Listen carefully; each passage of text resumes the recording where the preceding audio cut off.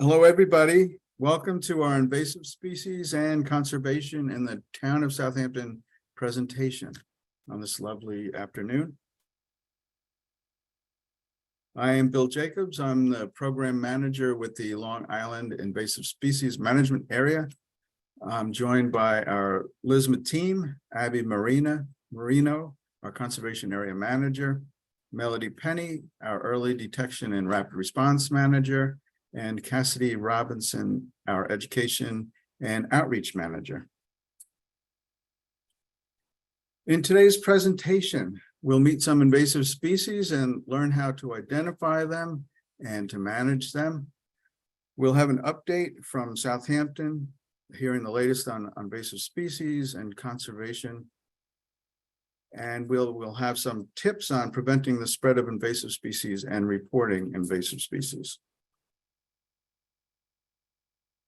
I'd like to begin with reminding everyone that Long Island is one of the most biologically diverse regions of New York State.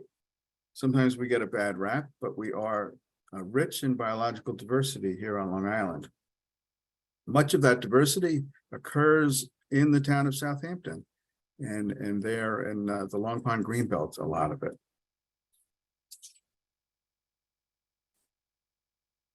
Two of the rare ecological communities of the Long Pond Greenbelt that we'll look at today are Coastal Plain Pond, which is an ecological community that is imperiled in New York State and very vulnerable to disappearing from the state, according to the New York Natural Heritage Program.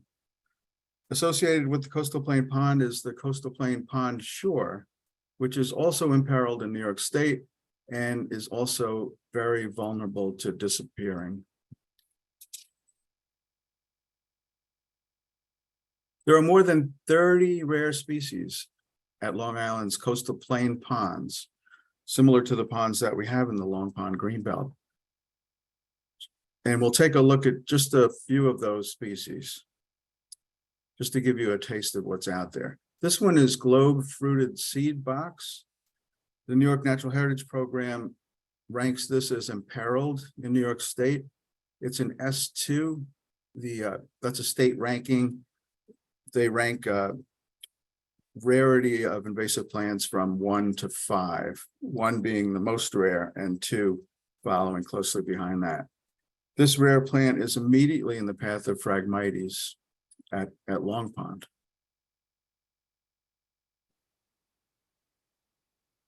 Another beautiful plant is creeping St. John's wort, also imperiled in New York State. There are some insects also, including the New England bluet, a damselfly, which is vulnerable in New York State. It's in state ranked 3. And one more, the horsetail spike rush, also imperiled in New York State. So these are several of more than 30 rare species at our coastal plain ponds, many of which are in the town of Southampton. I'll turn it over to Abby. Great. Thanks, Bill. Yeah, so now that we've tried to highlight a little bit of the ecological communities in the town of Southampton, we'll talk a little bit more about LISMA, the Long Island Invasive Species Management Area. So we cover a geographic area all the way from Staten Island to the other end of Long Island, Southampton and beyond, in surveying and managing invasive species. We're a partnership of people and organizations working together to reduce the threat of invasive species and to protect these local ecosystems, both through New York City and Long Island. And our partners include more than 30 governmental, non-governmental organizations. We're funded, provided by the New York State Environmental Protection Fund, as administered by the DEC, and our host organization is the Long Island Native Plant Initiative. So a lot of connections there just in that. To get us started off with some definitions, an invasive species is a species that's not native to an ecosystem and causes harm to the economy, environment, or human health. So right away, we're looking at harm. We're establishing invasive species because of their impact. Now, LISMA has nearly 700 invasive species, either already here or in the surrounding areas. And we have many conservation areas, including more than 700 water bodies. So it's critical that we prioritize this work because we can't do everything. You're meeting our entire staff of 4 people, but we need to get tangible results on the ground with these limited resources. So that makes prioritization really important. And we prioritize mainly in 2 ways, by site and by species. This is a map of some of our priority conservation areas, and you'll notice that the Long Pond Greenbelt is right there in Southampton, is ranks right at the top. So we have more than 25 priority conservation areas that protect Long Island's most important ecosystems. This includes those purple areas, which are invasive species prevention zones, and they're relatively large natural areas of high conservation value, where invasive species management is feasible, would offer the greatest benefits in being able to protect those large ecosystems, intact ecosystems. And they're also grouped into these larger orange polygons, which are management complexes. And that's kind of saying that all those areas have a similar ecosystem makeup. And so it kind of makes sense to look at them as a whole, kind of be able to look beyond the borders of one property and see what's going on in the broader region. So it's just a way to connect and look beyond the boundaries of a particular property. We also have a lot of water bodies that are vulnerable to aquatic invasive species. And so we make it a priority to identify ponds and rivers, mostly freshwater bodies that have the highest value for biodiversity, recreation, and other ecosystem services, where we can try to prevent the introduction of aquatic invasive species or catch them really early. So that's going to be a major theme running through all of this, is trying to prevent invasive species before they become widely established, both at a small scale of one water body, but also for the whole LISMA region. And some more definitions to break it down. You can imagine a native species is one that has been here for a while, so developed over hundreds or thousands of years in a region or ecosystem. Invasive species are, as mentioned before, non-native species that harm the environment, economy, or human health. But in between, you do just have non-native species. So not all non-native species are invasive, but they're introduced to a new place where they weren't previously found. An example of this, a lot of our crop species are not native to here, but they're not about to go, you're not gonna find like an orange tree in like middle of the woods, or tomatoes or something. So we have non-native species that aren't really causing a problem. And then their new kind of concept is a neonative species. We like to introduce this because with introduce this concept because with climate change, they're going to be range-shifting species. Example of this is southern pine beetle that is native to the southern United States, but is moving farther north and having impacts here. So it's interesting to compare invasive species that are maybe coming from overseas with ones that are range-shifting too. And yeah, moving with climate change. So I talked about prioritizing by location, but we also prioritize by species.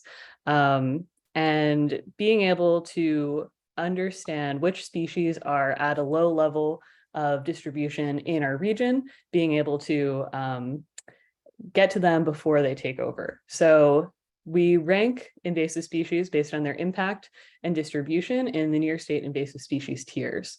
We categorize this for the region, but also other regions have their own categorizations. And it's housed with the New York Natural Heritage Program. So to quickly go through this, first we look at the impact of the species on the environment, economy, or human health. If it has a medium to low impact or unknown, then we put it in tier 5, or now it's called tier M, to keep an eye on that and maybe make that a priority for understanding its impact. If it is known to have a high impact, then we start to think about its distribution. So what is the level of the species distribution within LISMA? If it's something that is really well established and all over the place, then it goes into tier 4 of local control. And that is going to be most of the species that we're going to start talking about today, because it's very widespread in the region. So it is kind of beyond the point of being able to eradicate it from the whole region. But say if it's in your backyard, you might want to make sure that it doesn't spread through your whole backyard, and you might want to make it a priority to locally control that species. Then coming down from that, we have widespread species where we would aim to contain it, maybe at a particular property. low distribution and not ones that are not yet present in the region, those are our early detection and rapid response species. So we'd be aiming to eradicate it from the region because there's a low enough abundance of it, or preventing it entirely from getting here if we can. And that's mostly what Melody works on. You'll hear from her in a second. And now I'll pass it on to Cassidy. Thank you. Thanks, Abby. All right, now we're going to talk about some common invasive species. These are some of those widespread species that Abby was mentioning. And we'll also discuss some of their management strategies. So first we have red barberry or Thunberg's barberry. This is a multi-stem shrub that forms dense thickets of sprawling branches. Its obovate leaves spiral the stem and taper at the base, giving them their characteristic spatulate or spoon-shaped leaves. Depending on the original cultivar it came from, the leaves may mature to a maroon color or remain green. A single spine is present at each node, and the plant bears red berries in the fall. Many birds eat these berries, but unfortunately they're malnutritious and don't provide the fuel that and nutrition that migratory birds need for their migration. So this may negatively impact their populations. To manage this species, mechanical control such as cutting and digging up the plant may be sufficient, but if a stump is left, it will resprout. Herbicides may be used on cut stumps stumps on the cut stump method to control barberry. Next, we have Miscanthus or Maiden Grass. This is a perennial grass that grows in clumps up to 10 feet tall. It's a popular ornamental plant that frequently escaped cultivation, and it's still widely sold despite its invasiveness. Its flowers are dense, fan-shaped panicles that are about a foot long and are made up of pairs of spikelets. Each spikelet surrounded by long hairs, which gives the flowers their characteristic feathery appearance. Clumps grow in vase-like shapes, in a vase-like shape, and leaf blades flare out at the end. Leaves are easily distinguished by their distinct white midrib shown in that photo on the right. And Miscanthus can spread via rhizomes, creating monotypic clonal stands, or by its prolific seed heads. It poses a threat to a range of ecosystems, including grasslands and forest understories. And Miscanthus tolerates fire and thrives in fire-disturbed environments, as well as the nutrient-poor, well-draining soil of the pine barrens. This plant can be dug up with special care to remove as much of the rhizomes as possible. When it's not feasible to remove, cutting off seed heads of Miscanthus can minimize its spread to new environments, or a foliar spray of herbicide can be used when enough foliage is present. Next is knotweed or Reynoutria species. While there are many different species of invasive knotweeds on Long Island, most of them share a few key ID features. The leaves may vary in size depending on the species, but the most common species are giant, Bohemian, and Japanese knotweed. Each have heart to spade-shaped leaves and jointed bamboo-like stems that zigzag. They bear creamy white flowers ranging from the spring to the summer, depending on the species, and knotweed often poses a threat to riparian areas due to its preference for wet habitats and ability to spread through fragments and travel downstreams. Knotweed is very difficult to manage due to its aggressive rhizomatous growth and spread by fragmentation. In small populations, digging up knotweed can be effective, but for larger stands, it may not be feasible to dig up all individuals. Some of our partners have found success with the rule of 3 for knotweed, which entails cutting it at the base 3 times per growing season over several years to suppress growth. In any manual knotweed management, take care to remove all knotweed pieces from the site and dispose of them properly to prevent new populations. While knotweed is resistant to some methods of herbicide application, it can be effectively treated with stem injections of glyphosate.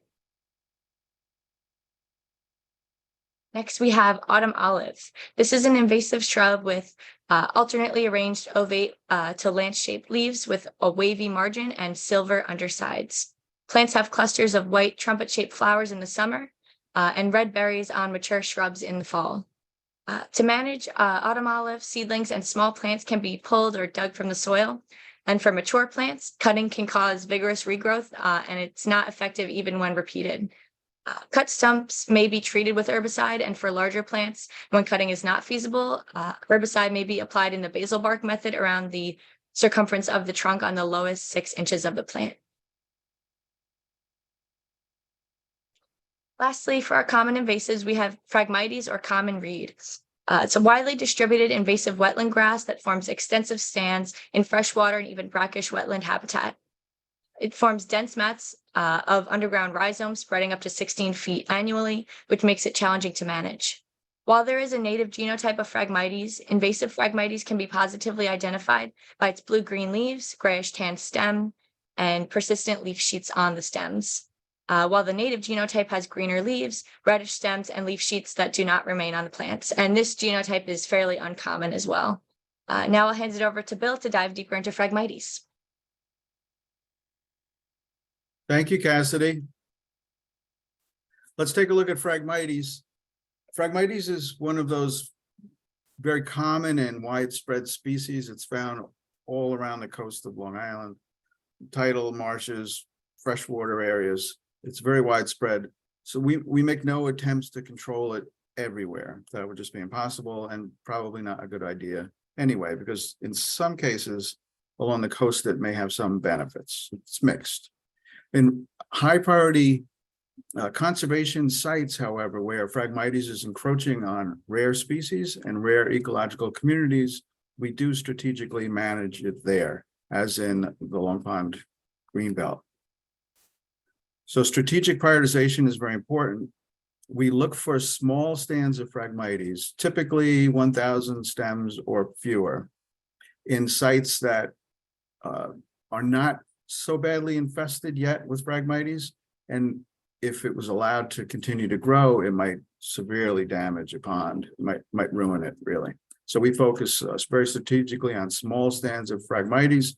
We have two manual methods that we've been using recently, which are showing good results so far. One is underwater cutting, where we target small stands of Phragmites and cut the Phragmites below the water line. I'll tell you a little bit about more of that. And also spading, which is using a shovel, and we'll tell you more about that on small stands of Phragmites. Now at Long Pond, for example, in the first year that we used underwater cutting, we had a 91% reduction in Phragmites, which was very good. We were very happy with that. This is a map of Long Pond from some years ago. On the upper left, the northwestern side there was a treatment area, stand 2, we call it, that was treated with herbicide some years ago. And I'll tell you a little bit more about that, how that looks now. And then beginning in 2021, where that orange oval is, this is where we've begun the underwater cutting. So underwater cutting uses a raspberry cane cutter, which is available online. I think we ordered them at Amazon, but we ordered them somewhere like that. Yeah, it has a cutting blade on the end of it, and you slide this blade down the stem of the Phragmites as far as you can reasonably reach, and you cut the stem. Now, cutting the stems of Phragmites underwater deprives them of oxygen. As hardy as that plant is, it still needs oxygen. So if you cut it below the water line, most of it dies. We had 91%, as I said, did not come back. And we've had good help from Ann Welker and Day Dayton in 2021, the first time we went out. And then Jackie Fenlon joined us last year. And we'll be going out again, probably in late August, maybe September. It's good to cut Phragmites towards the late summer, early fall. Again, treatment 1, 910 stems were removed in 2021. October, we did it before the first hard frost, so you can still cut invasive plants in October. And this is a photo of Ann and the group taken by Day Dayton. And then treatment 2 was last year in August. We found only 85 stems and removed those. So I'm excited to go back this year and hopefully find 10 stems, maybe. We'll see. Or none. Another method that we're using for Phragmites plants that are not in standing water, that are up on the shore, is spading. And we have a diagram to show how that works. This is from a group up in Canada that created this chart here, or this display here. First, we identify Phragmites in step 1, make sure it's the non-native Phragmites, because we do have some native Phragmites. It's not very common on Long Island, but some has been found. So we don't want to eradicate native Phragmites. Step 2, you take your spade, a regular garden spade, at the base of the plant, and you go in at a 45-degree angle, and you cut it just a few inches underground. Cut the top of the plant off, and then lift it out. There's minimum soil disturbance this way, and it also cuts the top of the Phragmites plant in an area where it tends to want to grow and resprout. So it's better to cut it under the ground than above the ground. This needs to be repeated. Doesn't work 100% every time you do it, but over a period of several years, you'll eventually weaken the Phragmites and wear it out. Now, there are large stands of Phragmites, greater than 1,000 stems, or even much bigger, into acres or half acre or an acre or larger, where herbicide treatment would be required. There's too much going on there to try to spade all the plants. So herbicide treatment has been used very effectively in Long Pond. Begin from 2002 to 2005. There was a stand, up there on the west side, that was treated with herbicide. Now, the herbicide is an aquatic formulation. It's applied very safely. There's no spraying. It's actually wiped on or wicked on. So professional lake managers, certified herbicide appliers go through and wipe the stems and the leaves of the Phragmites with herbicide. So it's all wiped on. Native plants underneath or below the Phragmites aren't touched by the wiping, just the Phragmites itself. So it minimizes soil impact, and it minimizes any adverse effects to non-target organisms. So in October 2003, 1 year later, you can see the stand turned brown. Most of it died. There were some repeat applications in 2004, and then repeat applications in 2002 and 2003. And then in 2004, the Phragmites stand was gone. And we've been out there about 20 years later, and we're very happy to report that the Phragmites stand is still gone. And that shoreline is full of native plants and some very rare plants. So it's come back very, very nice. It was very successful at that one spot there. All right. One of our big concerns today is Ligony Brook and the Phragmites at Ligony Brook, where the weir is. Now, the photo on the left was taken by Friends of Long Pond Greenbelt. I don't know how long that picture, how long ago that was taken, maybe 10 years or more, but it was a while ago. And then on the right is how that weir looks today. The Phragmites has come in very densely, and it's just about blocking, not completely, but almost blocking the flow of water, and certainly interrupting flow of fish and other organisms over that weir or through that weir. So it's a big problem now. There was a lot of manual control work done in that area. There's a lot of digging and hand removal of Phragmites, which worked for a spell, but it's come back.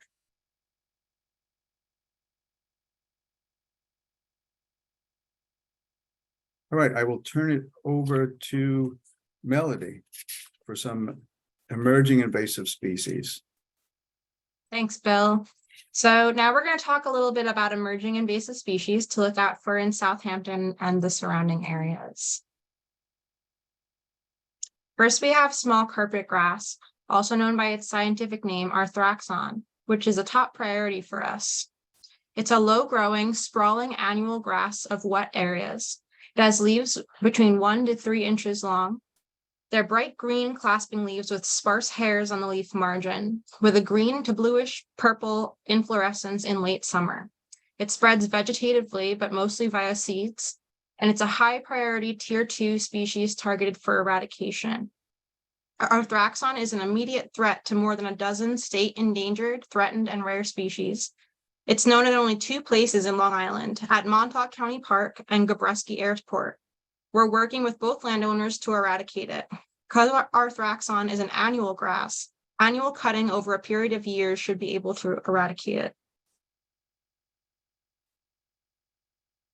Seen here are some detailed illustrations done by previous Lisma graphic designer Jackie Briggs, detailing the morphology of the plant, including the clasping leaves, tiny hairs along the leaf margins, and greenish-purple inflorescences seen in late summer.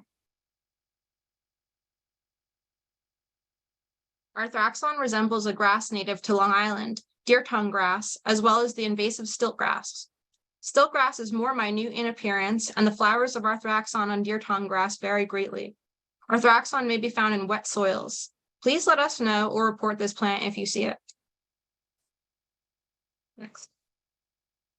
Okay, and next we have floating water primrose or Ludwigia peploides. Floating water primrose or Ludwigia is a perennial herbaceous forb found in wetlands. It has alternate lanceolate to ovate leaves with yellow 5-petaled flowers and reddish stems. It's known to form dense mats and monocultures in the water that lower pH, oxygen levels, and water quality, as well as impeding recreation.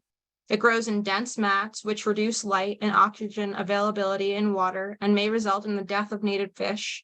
It shades out native wetland species, making it difficult for native plants to grow and decreases the plant diversity in a given area. It reduces the amount of suitable habitat for native wildlife and hinders recreational opportunities as well, such as boating, fishing, and swimming, because of the dense tangled mats it creates. It also impairs water quality by trapping flowing soil particles and slowing the movement of water, and can survive on land if water levels drop, and once there, it can crowd out native plants there as well. We're currently working on eradicating this species or containing it to Artist Lake in Middle Island, and we're working on keeping it out of the surrounding areas as well. So be on the lookout for this plant because it's a tricky one. Next, we have Osmanthus. Osmanthus is native to central and southern Japan and Taiwan. It was brought to North America as a landscape plant, and it's often used as a hedge, border, screening, or barrier plant. It's a newer early detection invasive that's been found naturalizing in Washington, D.C., and as a rare escape from cultivation in North Carolina. According to Vicky Bustamante's research article in the Long Island Botanical Society, it's also been found naturalizing in Big Reed Woods, Culloden Point Preserve, and Shadmore State Park in Montauk, Suffolk County. It has become increasingly popular in local landscapes due to its deer resistance, shade tolerance, and glossy evergreen spiny foliage. It looks similar to our Native American holly, especially the seedlings, but the main difference being that the leaves are opposite and more heavily spined. So be on the lookout for this one as well. This, I'm sure you're familiar with, is the spotted lanternfly. It's native to China and was first detected in Pennsylvania in September of 2014. Spotted lanternfly feeds on a wide range of fruit, ornamental and woody trees, with tree of heaven being one of its preferred hosts. Spotted lanternflies are invasive and can spread long distances by people who move infested material or items containing egg masses. Juvenile spotted lanternflies, known as nymphs, and adults prefer to feed on the invasive tree of heaven, but also feed on a wide range of crops and plants, including grapes, apples, hops, walnuts, and hardwood trees. It also damages and stresses trees with the honeydew it leaves behind and the sooty mold it attracts. If you locate SLF, please report it to New York State Agriculture and Markets via their online reporting form. And now I'm going to pass it over for a short update from Southampton.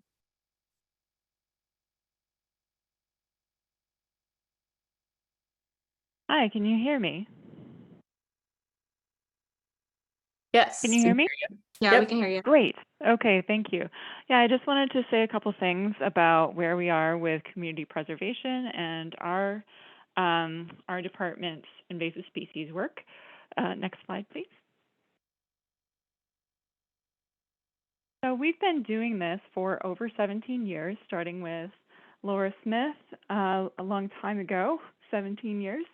And we are currently managing over 250 acres per year.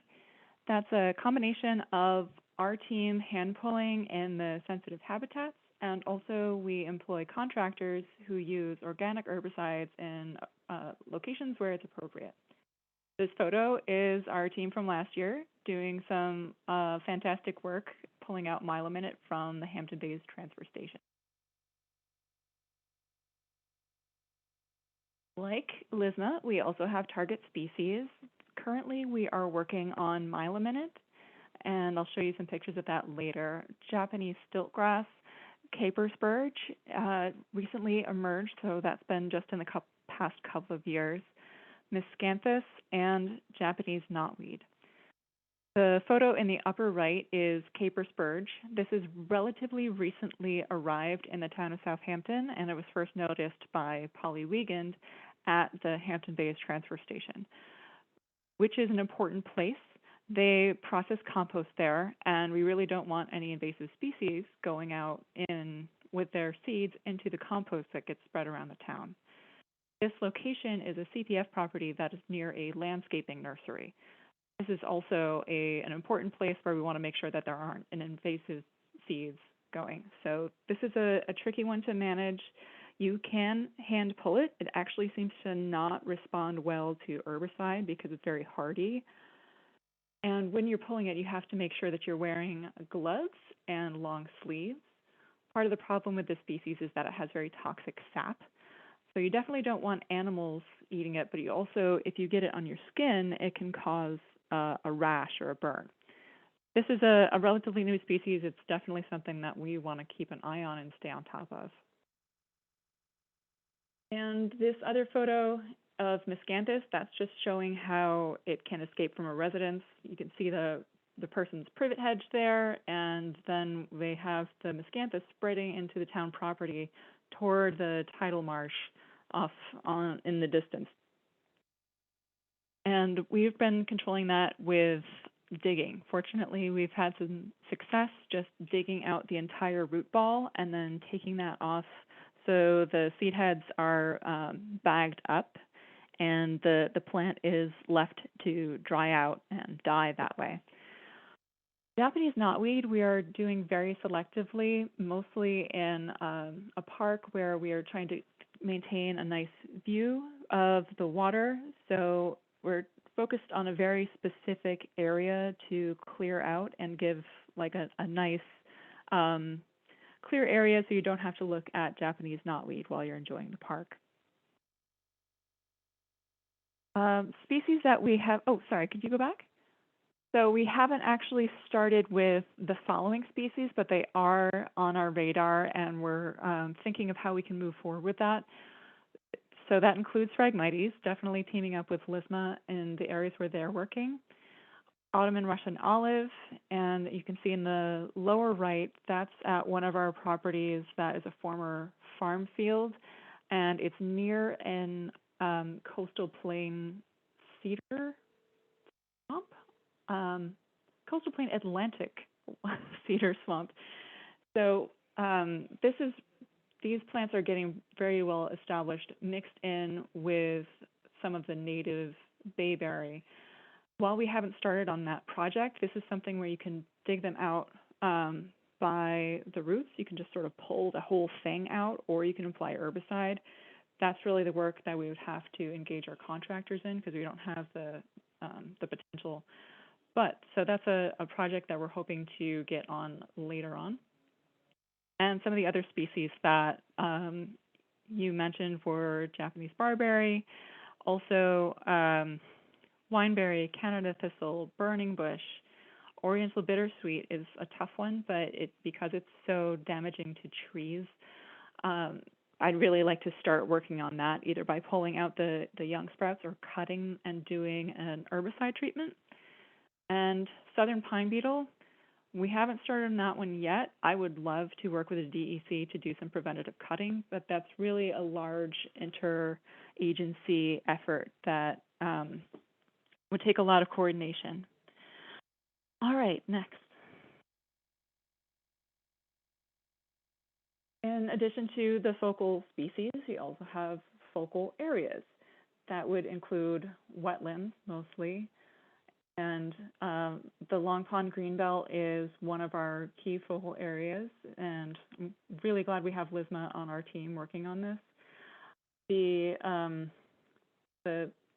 photo on the left is Crooked Pond, which is one of the most intact, most beautiful coastal plain pond shores that we have, and we have found stiltgrass and myelominate there. So it's only in little pockets right now, and we're trying to get it out as much as we can. And just over the past couple of years, we've had some success with that, which is really nice. Also, there is myelominate in some of the Atlantic white cedar swamps, and we're working on that. There's a photo of the Hampton Bays transfer station. You can see how heavily invaded with myelominate it was a couple of years ago. That's also where we initially found the caper spurge. So definitely spent a lot of time pulling myelominate at the transfer station in this sort of retention area, not far from where the piles of mulch are. And that is also an ongoing project. So that would fall into the category of a potential hotspot. And also trails. We haven't really worked too much on this issue in particular, but in this photo you can see Japanese stiltgrass spreading along the trail. These seeds will grab onto people's clothing and their boots and get carried along down the trail, and that's how you get that pattern of spread. Next. I just wanted to show off a little bit. So this is on the shore of Lily Pond in Sag Harbor. And in 2019, when we first acquired this property, we really had a pretty bad myelominate problem. And it was just totally swamping out the native species. And, you know, year after year, we went back and hand pulled it. And now what we have, and actually it was like this last year as well, is this dense carpet of white snake root, which you may look at this and think, well, there's not a lot of diversity here. It seems like it's mostly white snake root. But this is sort of a patchwork, and that's what it looks like in this area. And this is also a species that has a lot of pollinator value for when the bees get hungry in the fall. This will help sustain them through the winter. It's a late blooming flowers. So yeah, that's really what I wanted to cover. And I think is that the last slide? Yes, okay. Yeah, so I just wanted to show off what some of our focal species are and how we're doing the management, what areas we're focusing on. If you have any questions for me, this is the best way to contact me.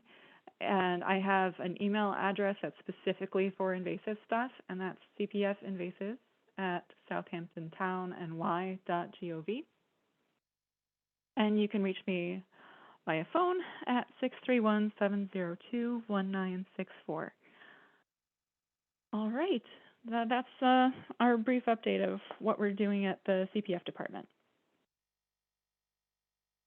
Awesome. Thank you, Juliana. Thanks, Juliana. You're doing great work. Thank you. Thanks. All right, so now we're going to talk about how you can contribute to preventing the spread of invasives. So a few ways that you can help prevent the spread of invasives is to always make sure to source your firewood locally, as tree-killing insects could be present within the wood. Always check your vehicle for signs of hitchhiking insects or egg masses, such as that of spotted lanternfly especially. Always clean your gear and boots to prevent the spread of plant parts or invasive plant seeds, and always clean your tools in between use to prevent the spread of plant diseases. That's very important.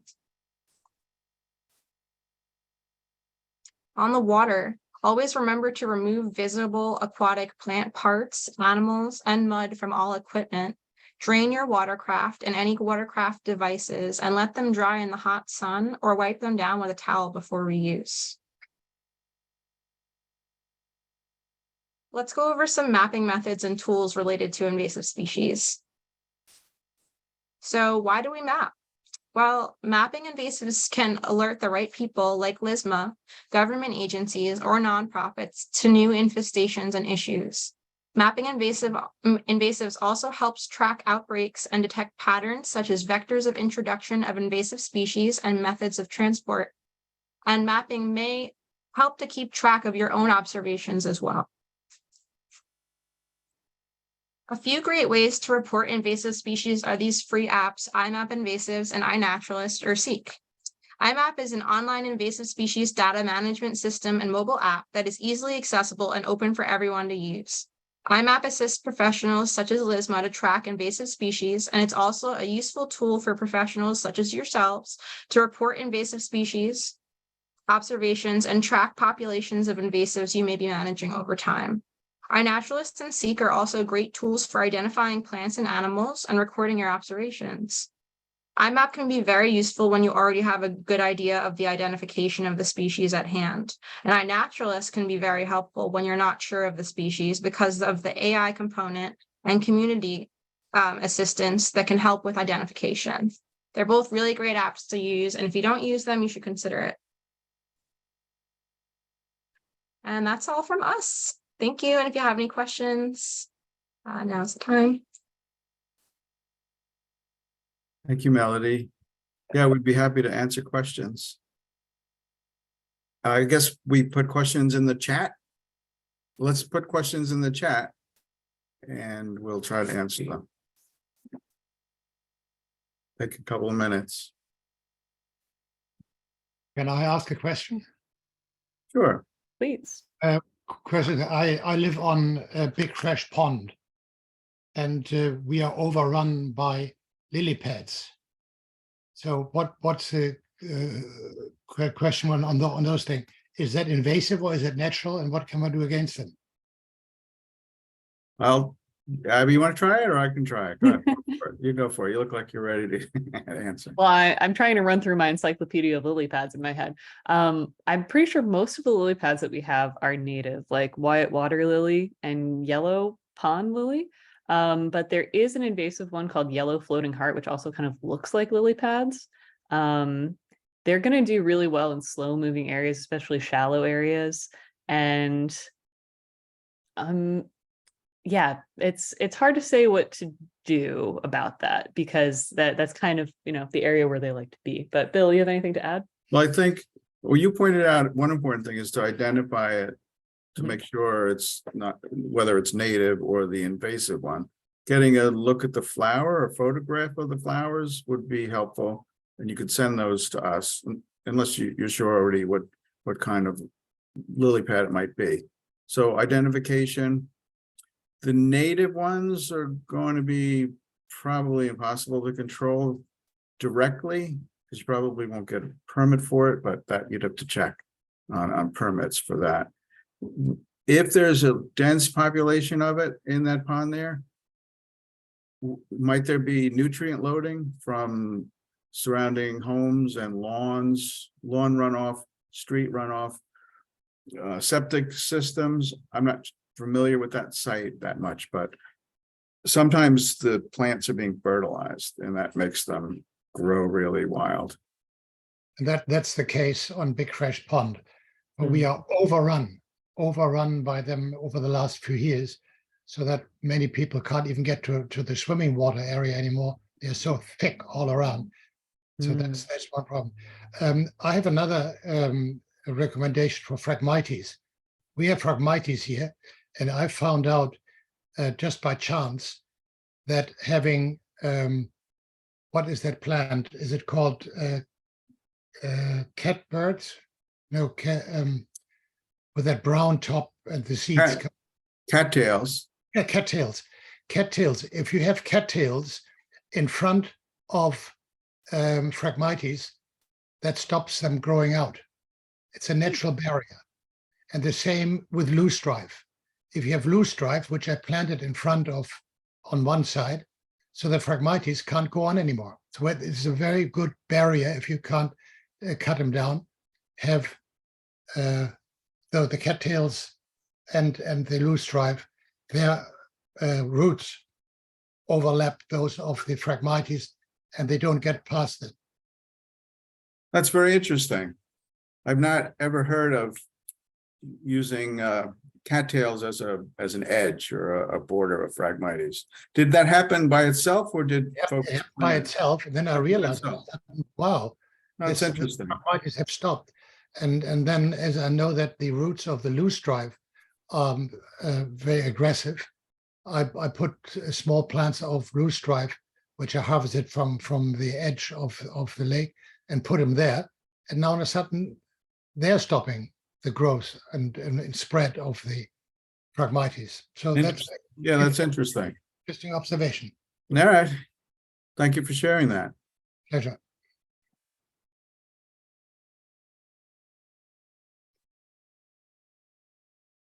And any others, something else in the chat? Yes. You gonna read go that? ahead. Oh, I could read it. Okay. Kendra Block says she's noticed wisteria growing abundantly on the trees of West Meadow Beach. Are these invasive? And if so, should they be controlled? We've also seen that at West Meadow Beach, and they are invasive. There's a really nice population of that at West Meadow Beach. And yeah, wisteria is also one of those very aggressive vines that is harmful to trees because of its way that it could really wrap around the stem and, even girdle the tree because they could have very, very thick stems. So it should be controlled by cutting at the base. And we do work at West Meadow Beach a lot, and we know the people who do invasive species management there. So they're aware of the problem at that site. And yeah, anything to add, guys? Yeah, it's a problem. One of the ways to prevent it, sometimes when you can, is to stop landscape dumping, which happens a lot. Landscapers have wisteria vines and they run over to the woods and they dump them in the woods. Happens all the time. And then you see the wisteria growing after the dumping. So if there's ways to control landscape dumping, I know it's hard, but that's one way to prevent it.